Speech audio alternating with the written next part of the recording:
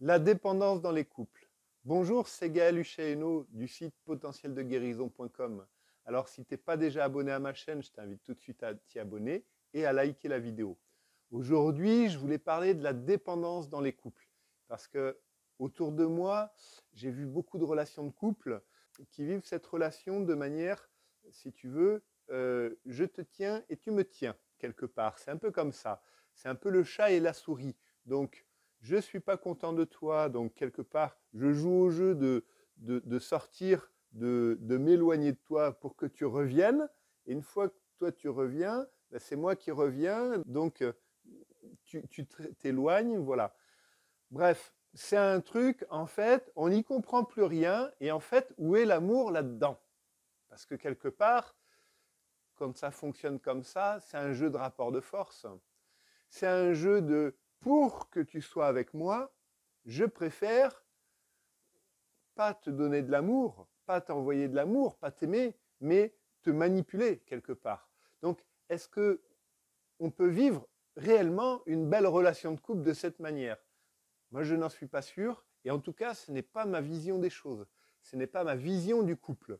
Parce que pour vivre, pour moi, en tout cas, ça n'engage que moi, mais pour vivre une belle relation de couple, c'est important que vraiment on n'entre pas dans ces fonctionnements-là.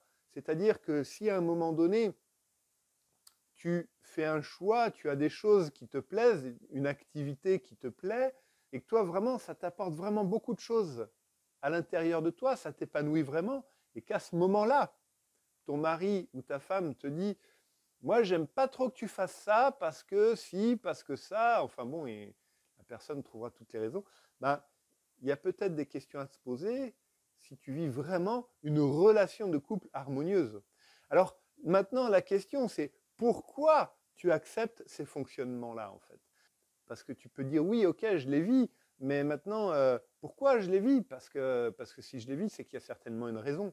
Mais effectivement, tous ces jeux de rapports de dominant-dominé, eh bien, quelque part, au fond, j'en avais parlé déjà dans d'autres vidéos, c'est que derrière, il y a une blessure d'abandon. En fait, il y a une dépendance affective, et il arrive effectivement que je vois certaines personnes qui sont en couple et que leur couple ne se passe pas bien, ou certains célibataires qui sont souvent célibataires et qui trouvent un partenaire ou une partenaire, et puis d'un coup, waouh, ils se disent super enfin et tout, et en fait ils rentrent dans une, quelque part un peu dans une spirale, plus ou moins la relation toxique, hein, et dans cette spirale de dépendance où lui, parce qu'il est très content, lui ou elle, hein, parce qu'il ou elle est très contente d'être en couple, va tout faire, va aimer et tout, et l'autre personne va en profiter pour prendre le pouvoir dessus.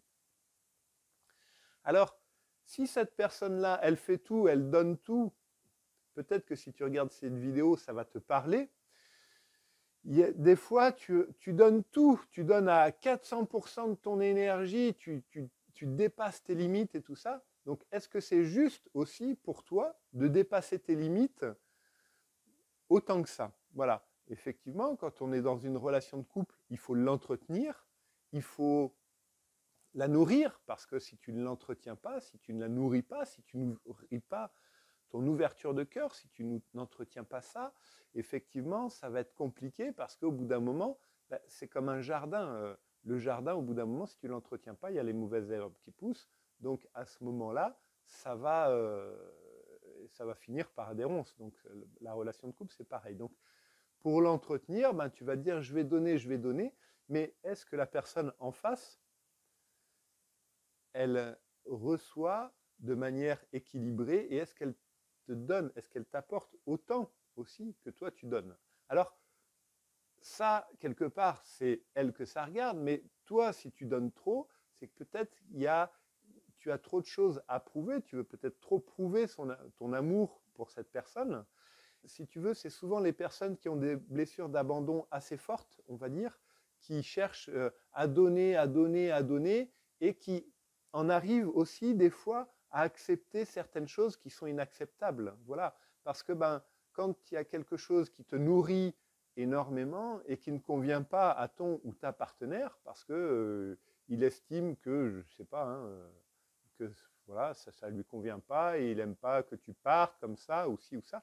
Et à ce moment-là, il commence, à différentes échelles, bien sûr, à différents niveaux, à y avoir une emprise, si toi, dans la mesure où toi, tu acceptes ces injonctions et tu acceptes ces volontés. Dans une relation amoureuse équilibrée, bien sûr, hein, une belle relation amoureuse, tu verras, je t'invite à observer les couples vraiment épanouis autour de toi. Vraiment épanouis. Attention, je parle de couples vraiment épanouis. Eh bien, il laissera faire l'autre personne les activités qu'il a envie de faire. Il laissera faire l'autre personne ce qu'il fait vibrer, voilà, ce qu'il a terriblement envie. Alors bien sûr, j'en vois déjà certains qui vont dire « Ouais, mais alors moi je vais aller à droite à gauche. » Non, non, attention, c'est pas ça que je veux dire. Me faites pas dire ce que je n'ai pas dit.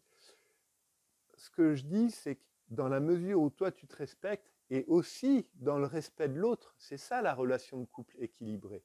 Donc, si toi tu arrives à te respecter, c'est toi arriver à te respecter, arriver à faire et à réaliser ce qui te fait vibrer, ce qui te fait plaisir, ce qui te fait du bien, parce que c'est important de faire des choses dans la vie qui font vibrer, qui nous font du bien, qui nous font plaisir, que ce soit des activités, que ce soit des moments avec des amis, que ce soit ce genre de choses. Dans la mesure où, quelque part, ça ne gêne fondamentalement pas l'autre, pas ton partenaire, il n'y a aucune raison que tu arrêtes de les faire. Si ça gêne ton partenaire uniquement par jalousie quelque part, il y a peut-être, voilà, je pense que c'est important de pouvoir réajuster certaines choses dans votre couple, parce que c'est peut-être un conte de fées ce que je te dis là, mais pour moi, la relation amoureuse que je vis moi, et dans l'optique que je la conçois, c'est que je ne peux pas priver la personne que j'aime de faire quelque chose qui la fait vibrer. Si ça me dérange, alors je vais aller voir en moi pourquoi ça me dérange. Vraiment, c'est important d'avoir cet échange-là de communication. Et si en moi il y a des parties blessées que ça dérange, je vais aller les traiter. Je vais aller m'en occuper, je vais aller les guérir. Et idem pour le partenaire qui est en face de moi. Et après, effectivement, là, on peut se rencontrer. Et c'est ça qui fait l'engagement, quelque part, dans une relation. Parce que plus on va arriver à passer des choses comme ça qui nous dérangent, mais qui sont importantes pour l'un et pour l'autre, attention, il ne faut pas que ça soit au service de l'ego, bien sûr, je parle, hein.